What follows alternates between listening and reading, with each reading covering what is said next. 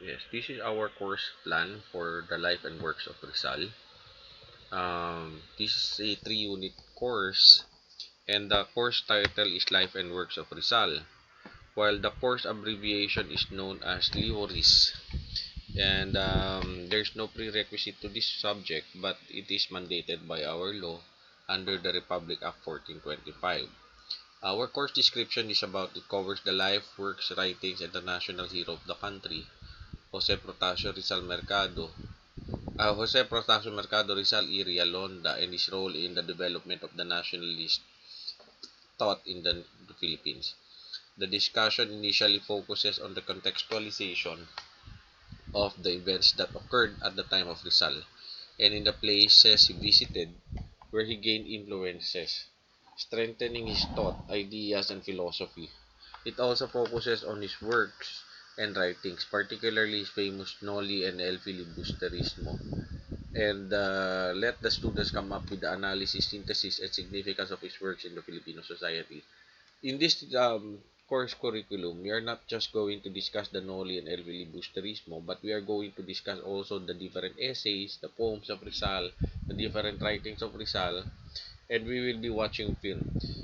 Going back again, as mentioned kanina, mentioned in the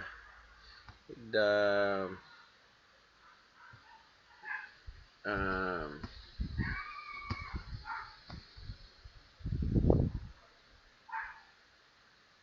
in the grading system, we will be having also, let me clarify on the grading system, no? In the grading system, um, per grading, for example, in the prelims, this is equals sa class standing plus the prelim exam. The class standing is 70% and the prelim exam is 30%. The same as well in the final grade, finals period, the class standing is 70% plus the final exam is 30%. So each one, all of this must be divided by 2.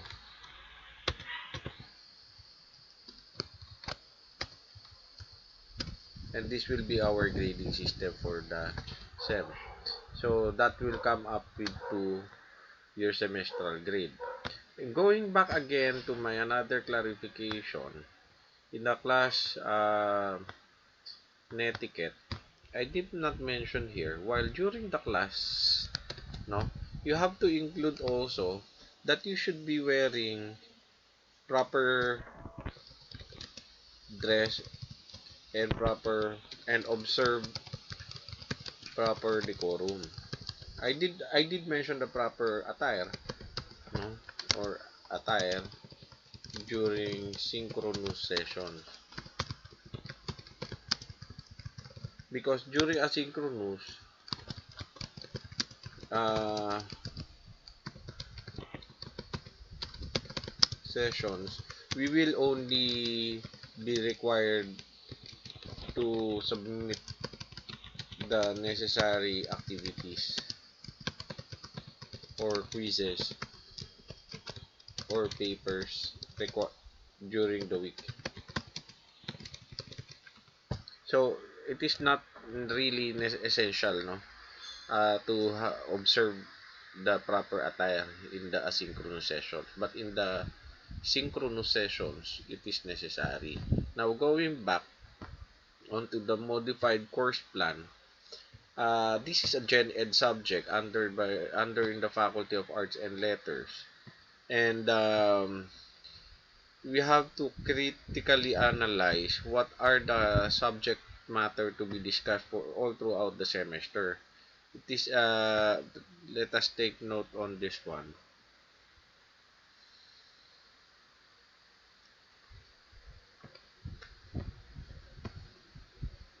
Yeah.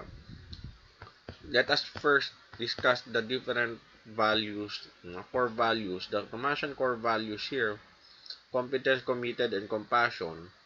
We have to think that we are going to In the course intended learning outcomes, discuss the importance of every factor that affects the history of mankind. We have to discuss that. Also, in the terms of nationalism, we will demonstrate critical thinking and reasoning. No, in this portion, critical thinking and reasoning, and understanding the importance of historical agents that affects the life of every mankind.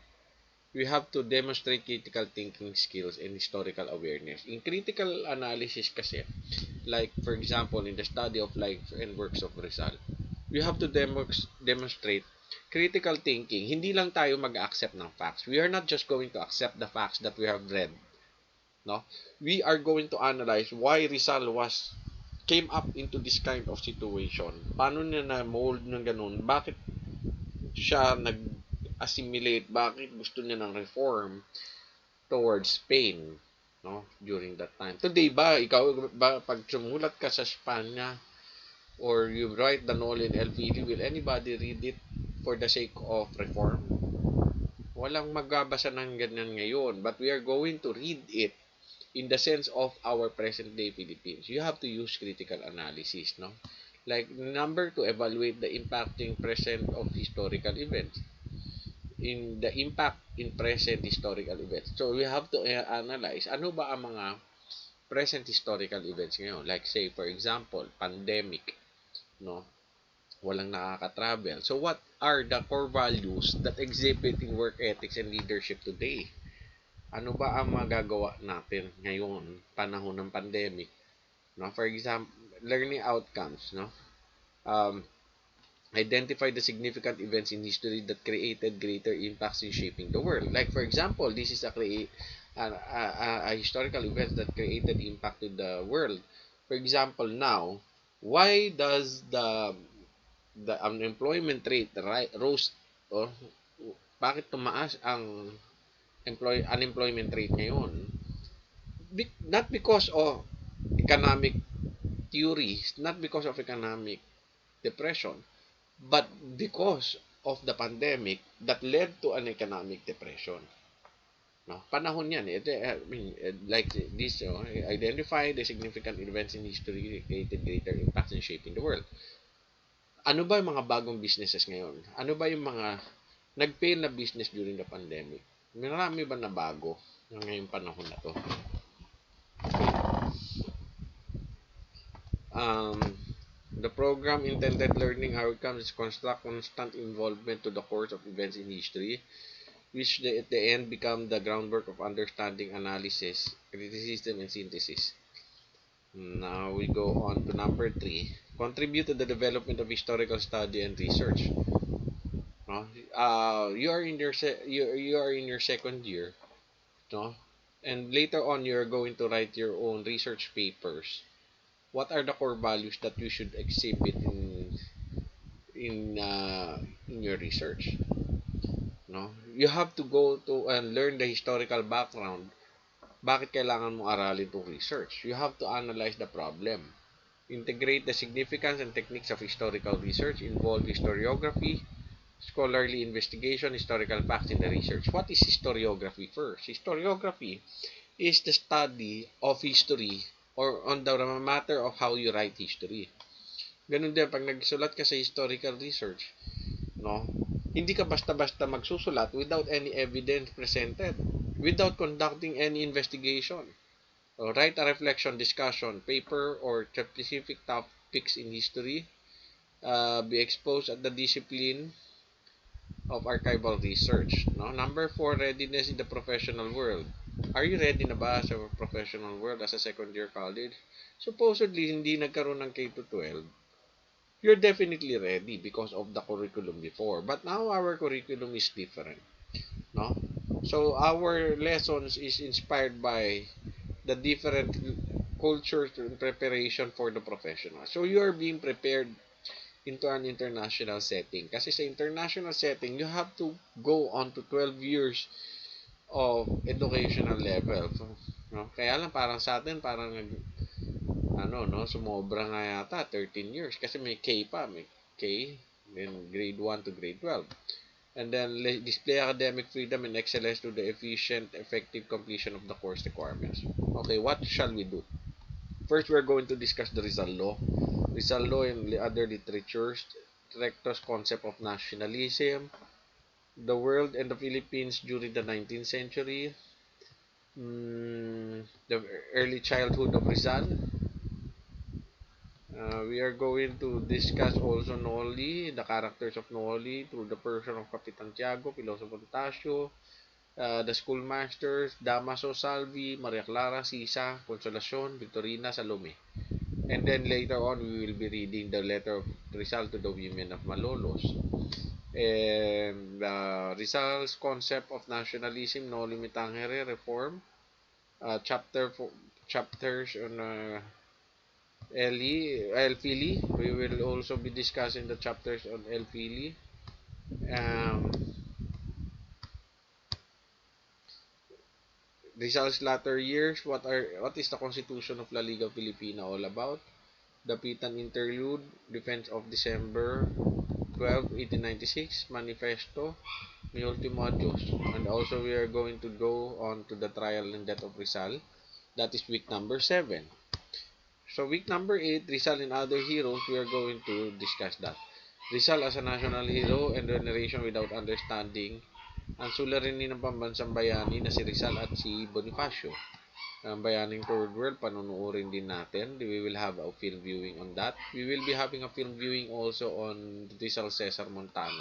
And then the week 9 is the final examination week.